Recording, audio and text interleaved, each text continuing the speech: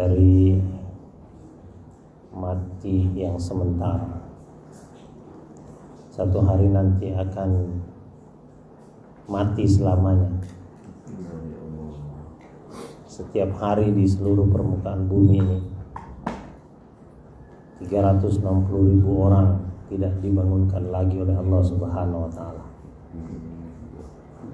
Berapa orang di Serpong, berapa orang di Jakarta, berapa orang di Sumatera, berapa di Malaysia, di Burma, di Amerika, di Eropa, di Ukraina, di Rusia.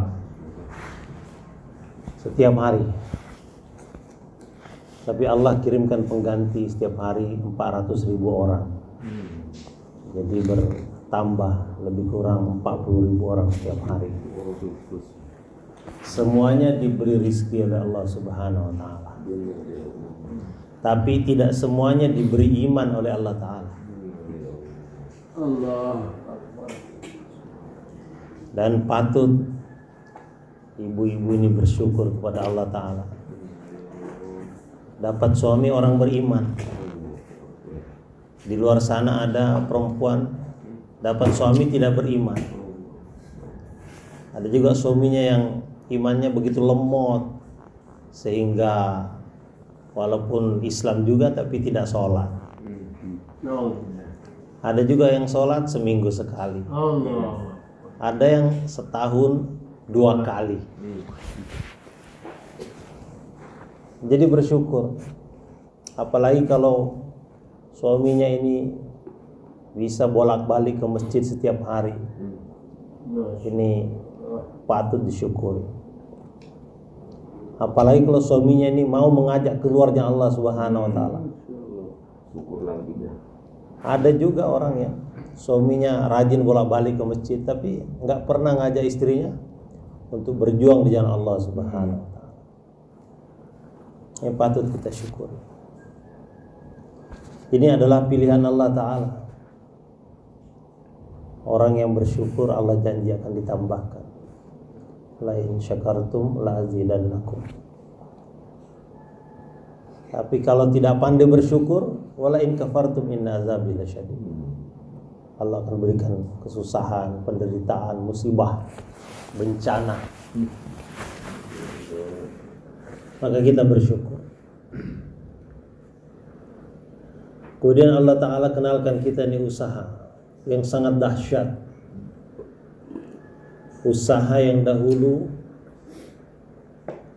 dibuat oleh para anbiya alaihissalatu wassalam. Usaha yang diceritakan di dalam Al-Quran.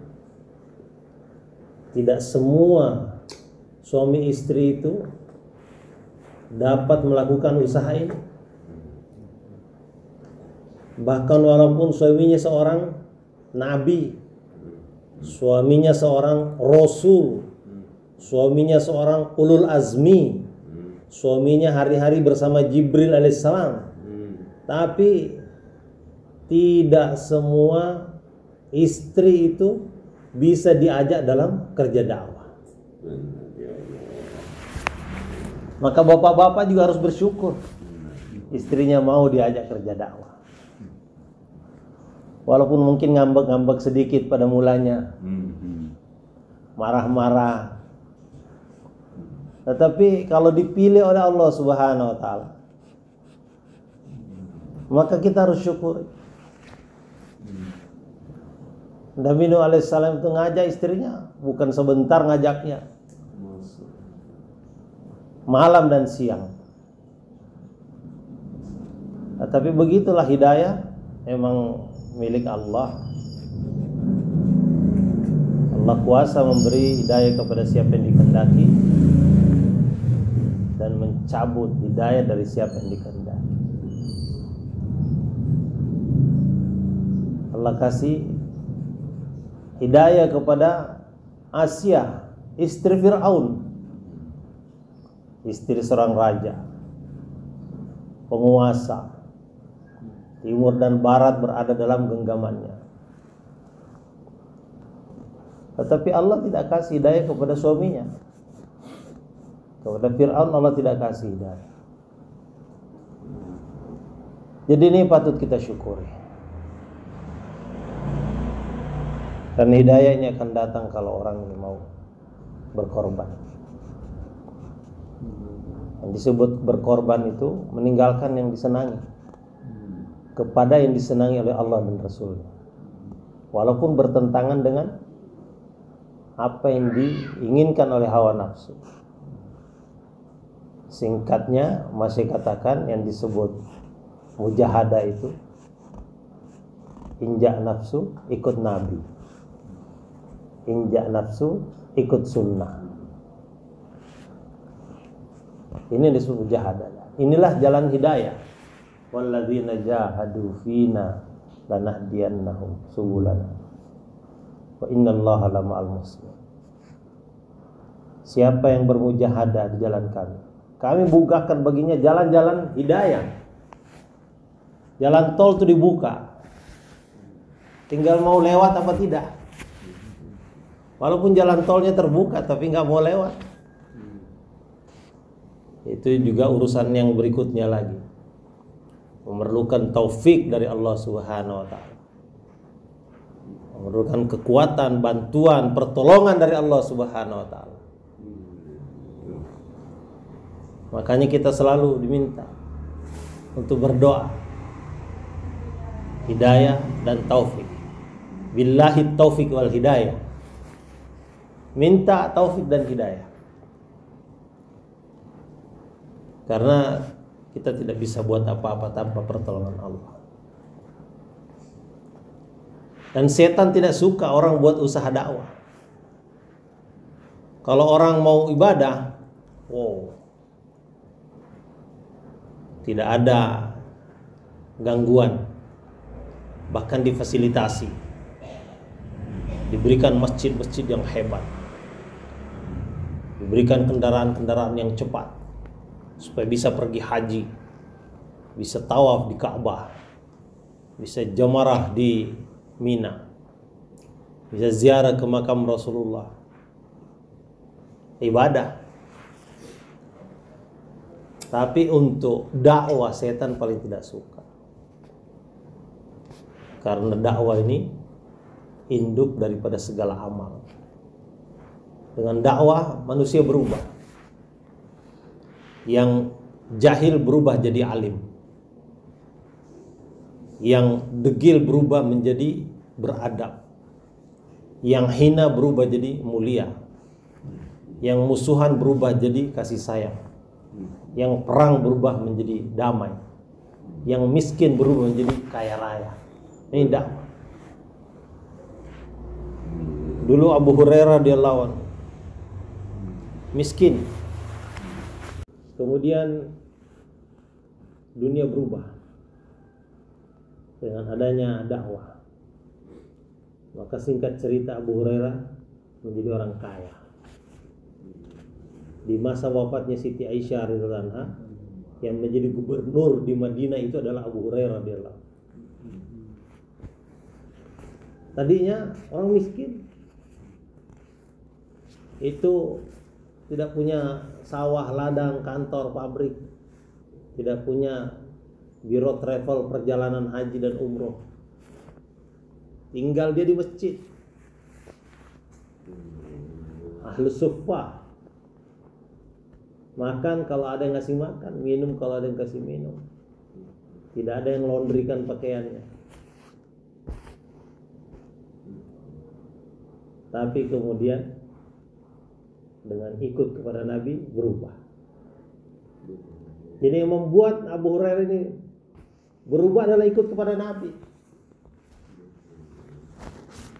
Hari ini kalau kita ingin berubah ya ikut Nabi. Tadinya miskin, tidak ada makanan, kelaparan, bahkan dikira dia sakit ayan sehingga perutnya diinjak-injak di depan mimbar. Bukan sakit ayan, dia lapar, nggak ada makanan. Dan pada saat itu, kalau tidak ada makanan di masjid, artinya semua rumah penduduk itu memang tidak ada makanan. Karena mereka paham berkhidmat kepada tamu-tamu Allah di masjid ini pahalanya haji dan umroh yang sempurna. Maka setiap hari ada makanan di masjid Nabi. Kalau tidak ada makanan itu artinya semua rumah pada saat itu tidak ada makanan. Ibu-ibu senantiasa kirim makanan ke masjid. Itu sebabnya para sahabat kita dengar ceritanya, kalau lapar mereka pergi ke masjid cari makan, bukan pergi ke restoran, warung Padang, cari mie Aceh. Tidak ada. Mereka ke masjid. Tapi hari itu memang tidak ada makanan. Abu Hurairah lapar. Tapi kemudian karena ikut Nabi berubah. Berkah ikut Nabi. Satu hari itu Abu Hurairah bercerita, saya duduk di tepi masjid di bawah pohon kurma. Saya lapar, gak ada makanan. Dan di tempat itu biasanya ada orang-orang besar lewat. Kalau melihat aku duduk di situ, dia akan panggil aku makan di rumahnya. Hari itu aku melihat ada bayangan orang datang. Ternyata Abu Bakar. Maka hatiku pun berbunga-bunga. Aku pasti diajak makan ke rumahnya. Masalah kelaparan hari ini akan selesai. Kemudian semakin dekat, semakin jelas, iya betul itu Abu Bakar. Tapi ketika dia lewat di depanku, dia hanya ucap salam, senyum, kemudian pergi, tidak melambaikan tangan ke arahku. Maka aku pun duduk kembali setelah menyalami, sambil berzikir kepada Allah, mudah-mudahan Allah kirimkan makanan untukku. Perut sudah berbunyi-bunyi. Ada bayangan berikutnya datang. Sayyidina Umar. Ini orang juga sering ngajak saya makan di rumahnya. Maka hatiku pun berbunga-bunga. Ternyata sama dengan Sayyidina Abu Bakar tadi. Sayyidina Umar hanya mengangkat tangan mengucap salam, kemudian berlalu, tidak mengajakku ke rumahnya. Aku pun duduk kembali. Ternyata ketika aku menengadahkan wajah, ada Rasulullah di hadapanku. Tiba-tiba berdiri Rasulullah di hadapanku. Aku kaget. Dan aku belum sempat bicara. Rasulullah sudah bertanya, "Kamu lapar ya?" Aku langsung katakan, "Iya ya Rasulullah. Mari ikut aku." Itu perkataan Rasulullah yang sederhana. Kamu lapar ya? Mari ikut aku. Siapapun manusia di dunia ini, kalau dia lapar ikut Rasulullah, pasti dia akan kenyang. Perkataan itu diucapkan kepada Abu Hurairah. Itu perkataan yang berlaku untuk seluruh manusia. Mari ikut aku. Maka ikut Abu Hurairah masuk ke dalam masjid, masuk ke dalam halaman rumah Rasulullah. Di situ sudah ada semangkok susu. Rasulullah melihat. Kemudian Rasulullah perintahkan, "Wahai Abu Hurairah, ini sudah ada semangkok susu. Kamu bagikan kepada Ahlus Suffah." Abu Hurairah kaget. Yang lapar aku. Kok kenapa susu ini disuruh bagi kepada Ahlus Suffah? Tapi perintah Rasulullah tidak mungkin aku melawannya.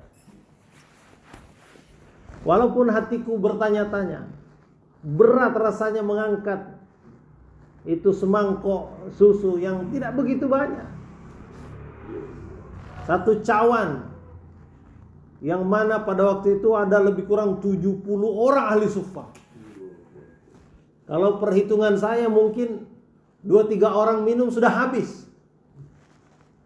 Tapi berkah perintah Rasulullah, berkah taat kepada Rasulullah, aku bagikan susu itu kepada setiap orang yang ada di masjid.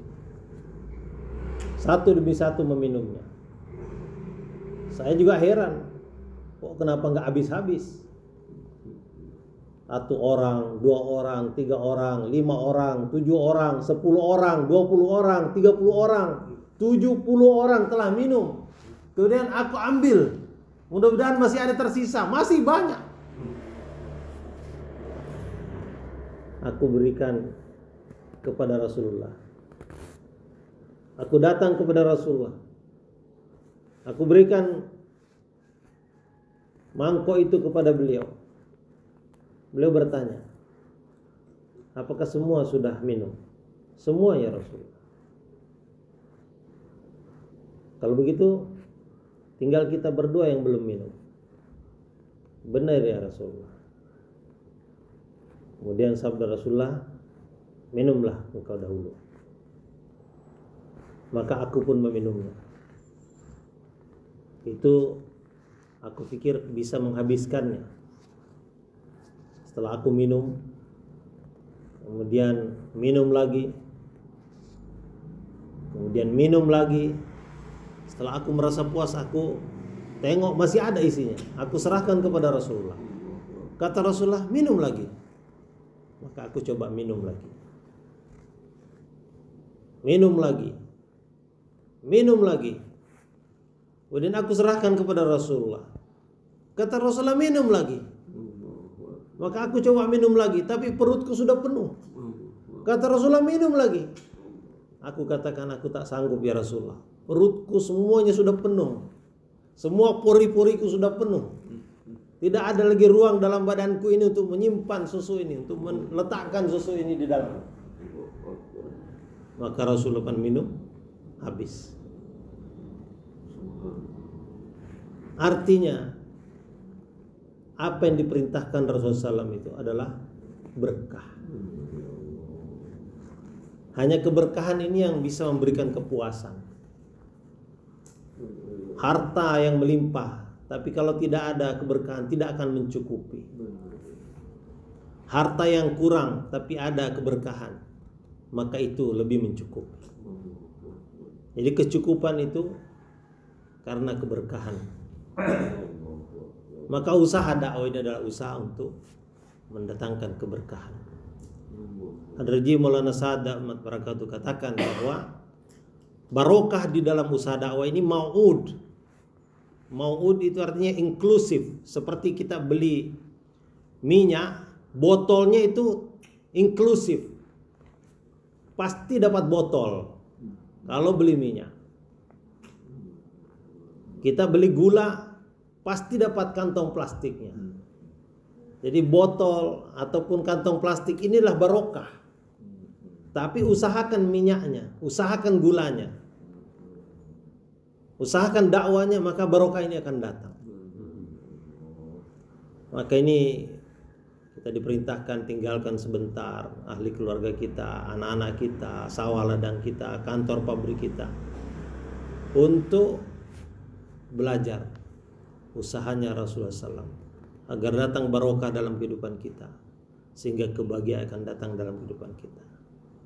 Dan program-program Mastur yang dibuat ini dalam rangka mendatangkan kefahaman kepada kita bahwa kebahagiaan itu dalam amal agama yang sempurna. Barokah akan datang dengan sendirinya, dengan dakwah, dengan pengorbanan, dengan mujahadah. Semoga jadi asbab hidayah insyaallah. Subhanallah. Cambiabe.